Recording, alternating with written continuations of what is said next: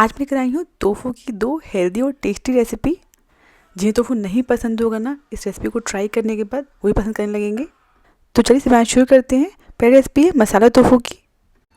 तो मैंने यहाँ पे 170 ग्राम टोफू लिया है। अगर आपने जो टोफू लिया है वो बहुत ज़्यादा सॉफ्ट है ना, उसमें पानी है, तो क्या करिएगा, टोफू को एक कपड़े में रैप करके छन्नी के ऊपर रख दीजिएगा और कपड़े के ऊपर एक भारी बर्तन रख दीजिएगा, जिससे जो इसमें एक्सेस वाटर होगा ना वो निकल जाएगा। अब इस टोफू के ना हम पीसेस कट कर लेंगे। ध्यान रखिएगा बहुत ज़्यादा पतले पतले पीसेस नहीं कट करिएगा, वरना ये मैरिनेट करते समय टूटने लगेंगे।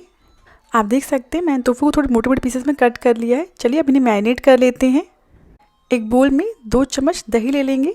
गाढ़ी दही लीजिएगा, दही का पानी नहीं लीजिएगा, वरना जो मैरिनेशन है ना बहुत ज़्यादा पतला हो जाएगा। कलर के लिए इसमें 1 चम्मच कश्मीरी लाल मिर्च पाउडर ऐड करेंगे, आधा चम्मच रेगुलर लाल मिर्च पाउडर। अगर आप तीखा पसंद नहीं करते तो आप इसे स्किप कर दें। 1/4 चम्मच हल्दी, आधा चम्मच धनिया पाउडर, आधा चम्मच अमचूर पाउडर। अगर आपने जो दही लिया है वो ज़्यादा खट्टा है तो अमचूर पाउडर को स्किप कर दीजिएगा। आधा छोटी चम्मच या फिर स्वाद अनुसार नमक ऐड करेंगे। नेक्स्ट इसमें 2 चम्मच बेसन ऐड करेंगे। बेसन ऐड करने से क्या होगा ना, ये जो मैरिनेशन है ये बहुत ही आराम से टोफू के ऊपर कोट हो जाएगा। आप चाहें तो बेसन की जगह कॉर्नस्टार्च ऐड कर सकते हैं। अगर आपने जो दही लिया है वो बहुत ज़्यादा खट्टा है तो खटास को बैलेंस करने के लिए आप इसमें चुटकी भर चीनी ऐड कर सकते हैं। नेक्स्ट इसमें 1 चम्मच ऑयल ऐड करेंगे। मैंने यहाँ पे सरसों का तेल लिया है, ये ना हो तो आप जिस भी ऑयल का इस्तेमाल करते हैं आप वही ऐड कर लें। नेक्स्ट इसमें 1/4 चम्मच भुना जीरा पाउडर ऐड करेंगे। भुना जीरा पाउडर ना हो तो स्किप कर सकते हैं।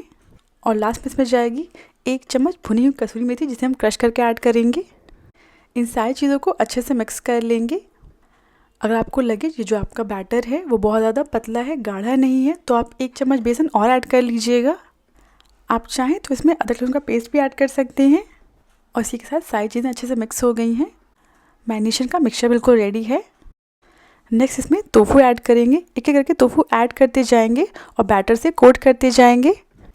टोफू थोड़े सॉफ्ट होते हैं, अगर आप सारा टोफू एक साथ ऐड कर देंगे ना और मिक्स करेंगे बैटर के साथ तो टोफू टूट सकते हैं, इसलिए एक एक करके कोट करते जाइएगा और साइड में रखते जाइएगा। इसीलिए जो टोफू है ना उसे बहुत ज़्यादा पतला नहीं कट करिएगा, वरना कोट करते समय वो टूटने लगेगा। सारे टोफू को मैरिनेट करने के बाद अब इसे हम 20 से 30 मिनट के लिए ढक कर रख देंगे। आप चाहें तो इसे इस तरीके से मैरिनेट करने के बाद 5-6 घंटे के लिए फ्रिज में रख सकते हैं। फिलहाल मैंने इसे 30 मिनट के लिए मैरिनेट किया है। चलिए अब इन्हें सेक लेते हैं।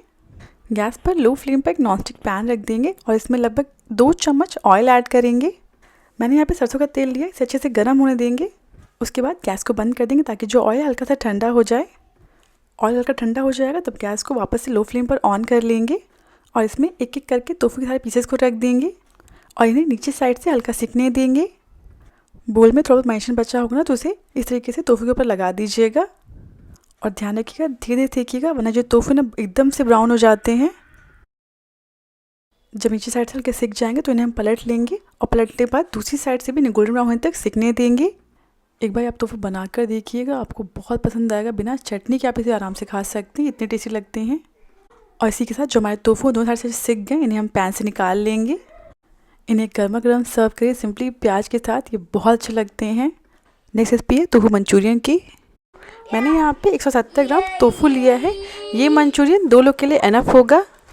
अब इस टोफू के हम पीसेस कट कर लेंगे। मैं इसे सिंपली क्यूब शेप में कट कर रही हूँ, आप चाहें तो इसे लंबाई में कट कर सकते हैं। बस ध्यान रखिएगा टोफू को बस पतला नहीं कट करिएगा, वरना ये फ्राई करते समय टूट सकते हैं। ये देखिए इसी के थोड़े मोटे पीसेस रखिएगा। यहाँ पे मैंने सारे टोफू के पीसेस कट करके रेडी कर लिए हैं। इन सारे टोफू को एक बोल में ले लेंगे और इसमें हम 2 चम्मच कॉर्नफ्लोर ऐड करेंगे। कॉर्नफ्लोर की वजह से टोफू बहुत ही बढ़िया बाहर से क्रिस्पी हो जाएंगे। बस इतना ही कॉर्नफ्लोर ऐड करिएगा जिससे टोफू के ऊपर इनकी कोटिंग हो जाए। नेक्स्ट इसमें स्वाद अनुसार नमक ऐड करेंगे, चुटकी भर काली मिर्च का पाउडर।